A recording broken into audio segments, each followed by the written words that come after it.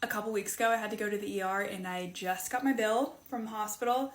So let's go through it and talk about just how much it cost. For some context, I slipped down the stairs at my new apartment and it was too late to go to urgent care. So I kind of had to go to the ER for my x-rays.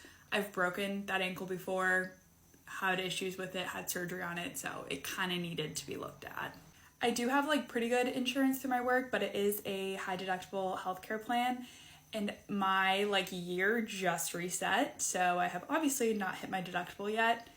So let's go through, talk about what the cost would have been and what the cost is going to be for me after insurance. The way that they broke this down is emergency room and then two different line items for radiology. So the ER line item cost $1,074.64. After insurance though, I owe $426.36 on that. And then the first radiology line item is $272.55. I owe $89.05. And the second line item is $265. The second radiology line item is $265.34, and I owe $89.05.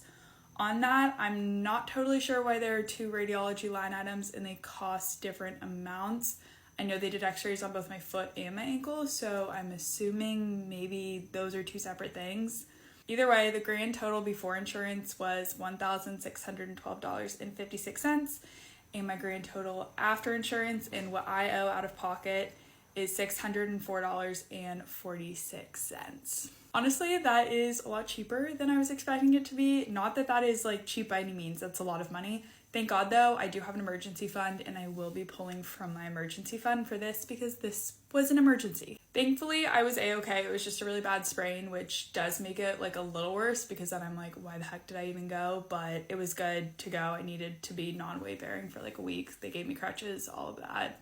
It sucks, but on the bright side, I was in and out of there in 2 hours, which for an ER in the greater Boston area, not bad.